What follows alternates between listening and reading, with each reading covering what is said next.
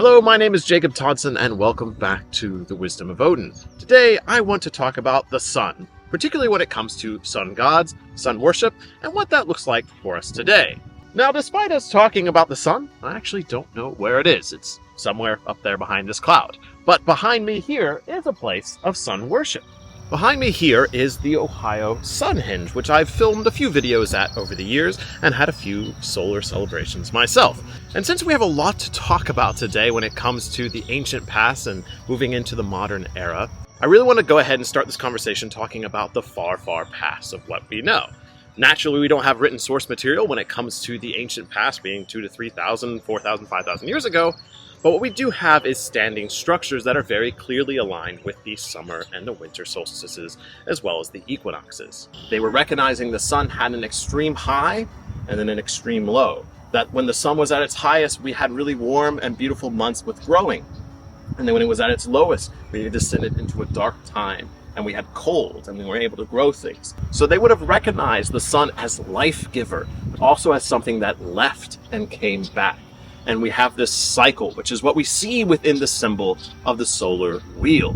And this is an important symbol, even looking back into the Tanum rock carvings in Bronze Age Scandinavia, going back 3,000 years. We have people chiseling into this stone a representation of the solar wheel. And this is going to come up throughout history. And again, these are all determinations from what we understand of people studying the sun and what we can look at now, but they would have had some concept of rebirth. Another great example of this comes from Ireland when it comes to New Grange. And there's actually many tombs that are aligned to this, is that at the winter solstice, a lot of tombs, particularly New Grange, are aligned to the winter solstice, to that winter solstice sun, to go straight into the central chamber. And when the commonly accepted theory, and what I accept as well, is that it was also a symbol of rebirth. That when the sun was at its lowest and then began to rise again, it was a symbol showing that the sun was about to come back. Because the sun going away, the great illuminator going away, is a very bad thing, and its return is something to celebrate. And obviously we're going to talk more about what this means for you today, but the sun as a symbol of rebirth is something that the ancient people will recognize. It's something that Christianity recognizes. It's something that we can still recognize today, which is why I love modern sites and recreations such as the Sunhenge here in Ohio, to remember the rebirth, the height, the beauty of the sun, the great illuminator carried by the chariots. But with that, it's time to finally talk about the various sun gods across cultures and what we can still learn from those today. We're doing a lot of zooming around in this video. We're going to have a lot of different locations for it, which is what I love making videos. And so if you enjoy the content here and the work I put into it, make sure you like and subscribe and all that good stuff. But one of the backbones of this channel is I really just want to create these videos like I'm having a conversation with you. And so I really want to hear your thoughts down below. I am 100% not law. I am not the truth about ancient world or paganism. You know, I am just someone that has a massive interest in it, and I love talking about it. And that's why I made a YouTube channel, is to talk about it with people. And so please let me know your thoughts down below on sun worship, sun gods, and everything in between. And yeah, just love to hear your thoughts. I read basically every comment, even if I don't respond to them. And so yeah, I just want to encourage conversation about the ancient world. What do you think about the sun? Let me know what your thoughts are on the sun in an ancient way. I would like to introduce to YouTube for the first time, Dashhund. This is Arthur. He is a part of my life now, and one way or another, so he might be in the background of this video. So yeah, there's a wiener dog in my life now, and he's really cute. All right, he's YouTube famous now.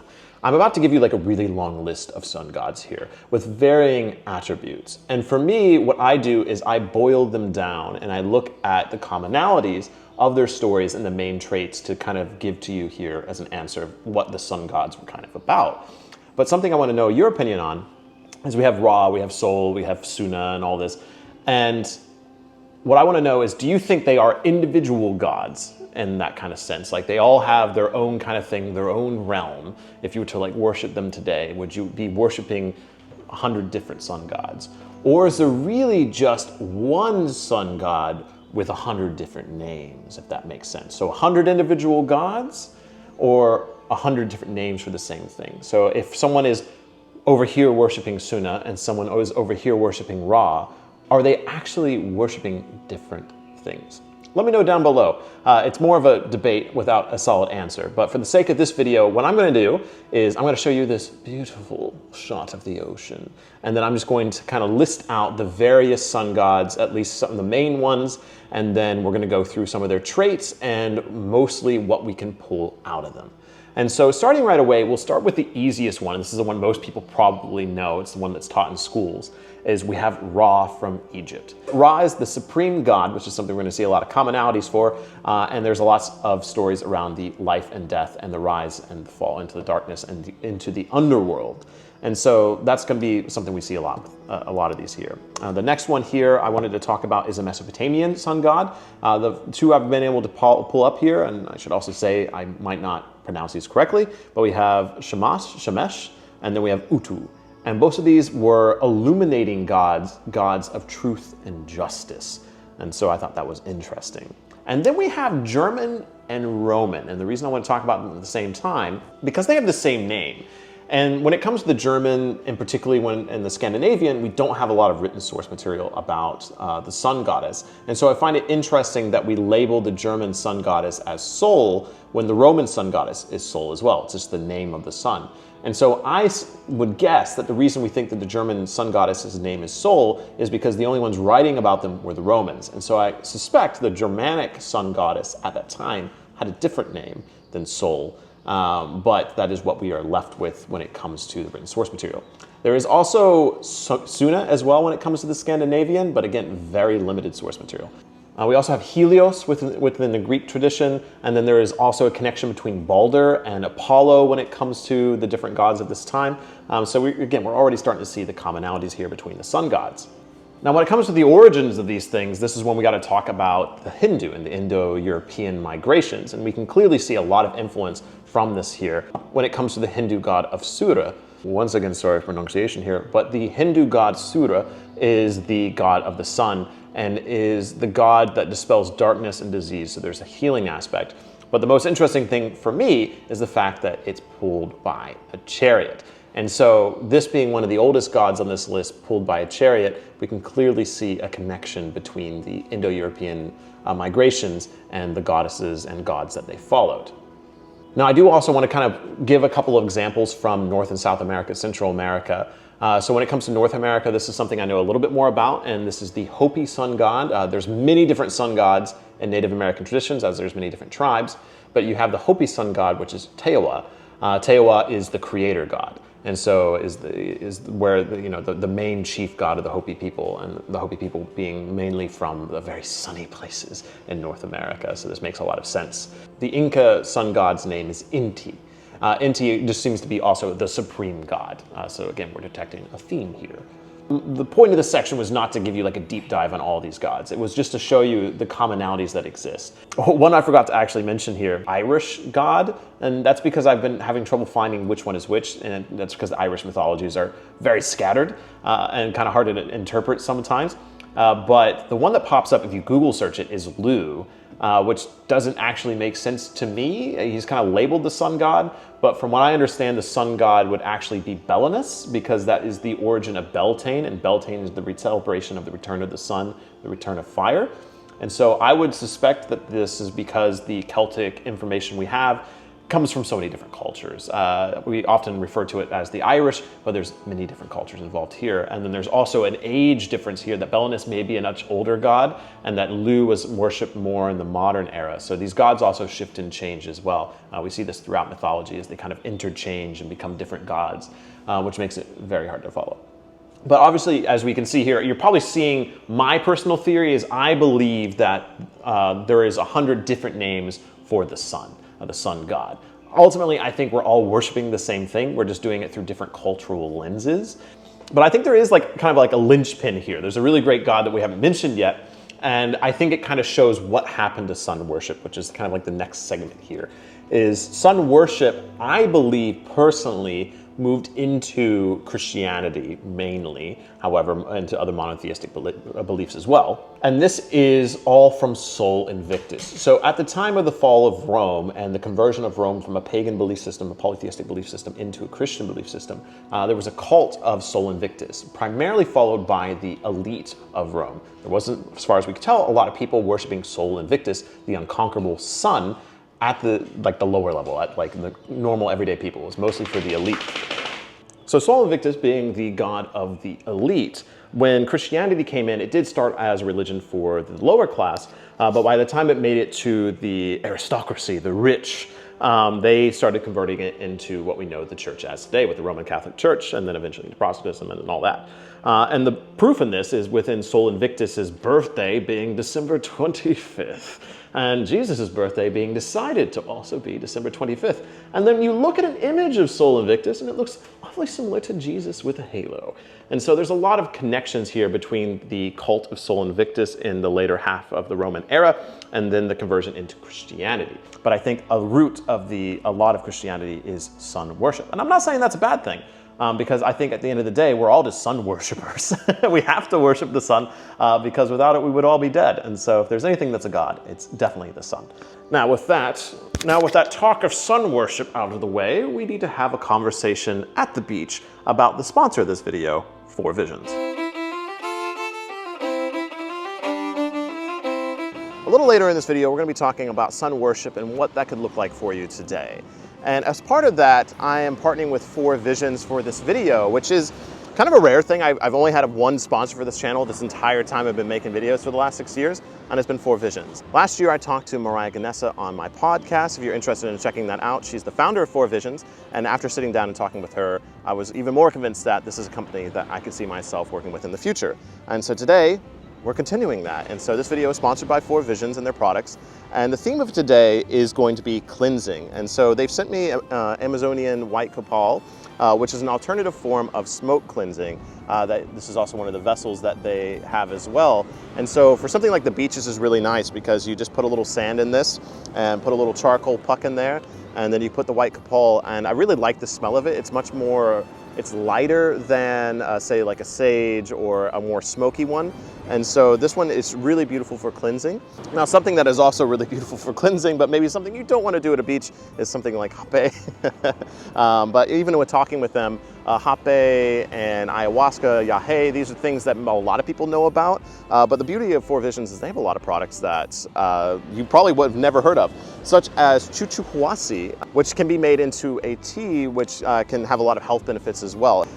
So yeah, I like 4 Visions. I've talked to the owner. They seem like a really nice company. And you can get a discount, support the tribes in the process, support me as a creator. It's a win-win-win. But with that, let's get back to talking about the sun, how we honor it in an ancient way, how we honor it in a modern way, and how it can still benefit you today.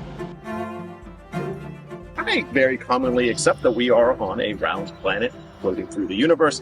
It's connected to the sun. We go around it, we tilt a little bit, and that's how we have the interactions with the sun. But in the not so far past, actually 600,000 years ago, we thought that we were the center of the universe, but the sun went around us, the moon, which does go around us, and that these things were more or less the stickers in the sky, that we were bigger because we didn't understand space, we didn't understand science, we hadn't researched it yet. And so the fact that our observable reality is that we're quite large.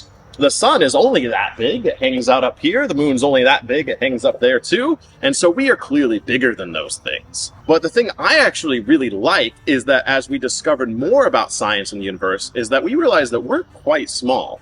That the sun is so massively big. It's incomprehensibly big to us. And it being that far away, hey, there's the sun, it's tiny over here. I've been waiting this whole video. But that thing up there is actually so much bigger than us. And so if anything, the more we learned about science, the more we learned that the sun is more than likely a god. If we have any concept of what a god is, something bigger than us, something we can barely explain, the sun is definitely a god. And so even though Christianity came around and the monotheistic religions, and we started to cast aside the paganism, we started to cast aside the idea of multiple gods, that for me, when we just started discovering more about science, we started discovering more about our own reality, is the fact that the sun is incomprehensibly big. It's a gigantic ball of energy. Are we all not energy? Is a soul not just energy? If anything is a god, the sun is. For me, talking about the sun as a spiritual presence, as a god, really puts my place in the universe, allows me to reflect on who I am, allows me to reflect on what is done for me. The fact that my skin is absorbing the light rays right now, absorbing the vitamins from it. The fact that it's given me light, it's allowing me to enjoy this beautiful morning. You don't have to see the sun as a god in order to enjoy those things. And so what I really recommend during this time of year, if you're going outside in any way, if you're going on a vacation to a beach like I've been able to do, it's only been for like 3 days. But for these 3 days I've been here, I've just really enjoyed the sun. I've gone out on walks in the morning. It's like 7 o'clock right now. I don't wake up at 7 o'clock. I'm on vacation. But I really wanted to absorb the beauty of the sun in a place like this. And so even though the summers can get really, really hot, trust me, I know, I'm already burned from my 2 days here. During the summer, I really hope that you're able to get out here, to get out into the world, and be grateful for the sun and what it does for us. So when it comes to actual ceremonies, doing something aligning with the solstice around the time of this video is obviously really good. I mean, if you're watching this on the 22nd to 23rd, doesn't matter. Get out there, enjoy the height of the sun, the longest days of the year. But as far as diving deeper, you can build something for the sun, maybe in your garden or your yard if you have one, something in nature, or if you're on a beach, you can build a sandcastle. It's temporary, you know, it's great, it's childish, it's fun, it's playful. So you can build something aligning with the rising of the sun. So doing something in creativity to honor the sun, I think, is something that is really beautiful. You know, even if it's drawing something like the solar wheel, you know, going out and then just straight up drawing solar wheels. You know, solar wheels are really cool. It looks like a plus sign. So it can be childish. It doesn't have to be playful. It doesn't have to be something so serious. As far as, you know, a reflection or a meditation, if you do just want to reflect on the beach, reflect on your home, do intentional sunbathing, this is definitely a thing. Letting the sun safely, you know, really feel the rays of the sun. We're getting that UV, you know, the science behind it, really attuning our body to what the sun is doing for us. It's providing us warmth. It's, you know, giving us the energy. It's giving us vitamins, and really just like meditating, breathing, reflecting on the sun as a being.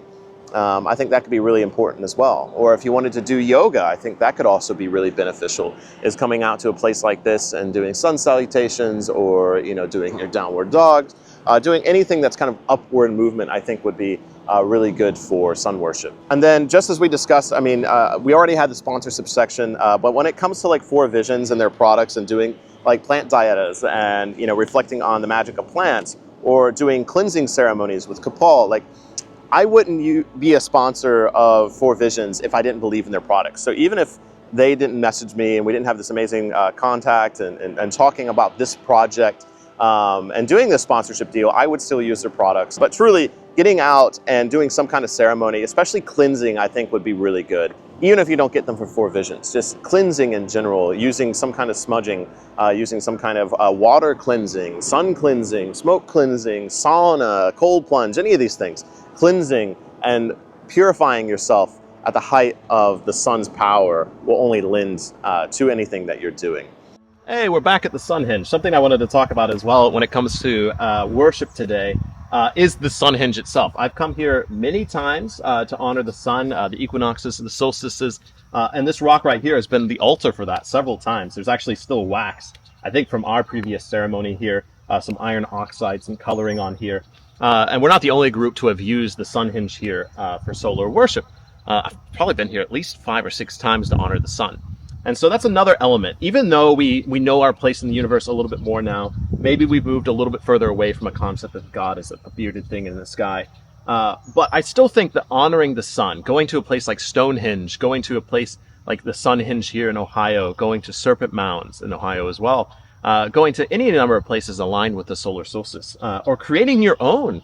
You can look it up with your phone, like the setting of the sun during the summer and winter solstices, and creating your own hinge. Even though we've, you know, it's something, for me, it's something that's connected to our humanity. We've been doing this for thousands of years. It's one of the oldest things that we know we've done is aligning things to the summer solstice and the winter solstice.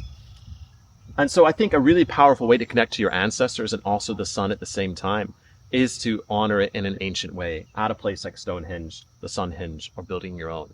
And then having your own little ceremony. I know something you can also do is, honoring the directions and so this is like the Western Gate. Over here is the Eastern Gate. And so going to the east of the cardinal directions and honoring it, bowing to it, acknowledging the presence of the sun. Again, just because we moved away possibly from the idea of the god or the god of the sun being a bearded being or Ra or a giant being pulled by chariots, just because we're moving away from those concepts doesn't mean that it's not a beautiful part of our identity. And I think acknowledging our ancestors, their stories, their mythologies, honoring the people who acknowledge the sun, worship the sun, as we worship the sun today, as it's still our light giver, our great illuminator. It's going to be here long past us existing. The sun will be here when all of humanity, when Earth is destroyed, when the sun goes supernova or goes into a black hole. When it does any of those things, we will no longer exist. Earth will no longer exist. But the sun will always be there until it's not. It'll be here longer than us. It was here before us. And I think that is a powerful thing to do. And so to take all of that knowledge of space, of time, of mythology, of culture, and to take a moment, a couple of times a year, to say thank you, to be grateful for what is done for us, that is a powerful thing. And I think that's a healing thing. So yes, there's a lot to do with the sun. Even if you do not fully believe in the concept of the gods, even if you just believe in science as an atheist, I think the sun is just a powerful thing. And for someone like myself who is a pagan, someone like myself who does worship the old gods, I think the sun's an even more powerful force. And so this is what gets me excited. I love talking about this ancient stuff, but I've hoped you'd enjoyed this video. I think I'm going to go ahead and conclude it. So please let me know your thoughts down below. Get down there. Let me know how you worship the sun, how you're going to honor it this year. And I'd hope to see you at a solar worship site such as this in the future. And yeah, I wish you all the best this summer solstice. Please check out 4 Visions and their products, and I thank them for sponsoring this video. I do like this shirt a lot. Ancient future. This means a lot to me as well. I say ancient ways today. They say ancient future. At the end of the day, the ancient world is cool. I love mythology. If you love it too, check out all the other videos I have talking about it, and I'll see you in the next video here at the Wisdom of Odin and Sun and Solstice. Blessings to you.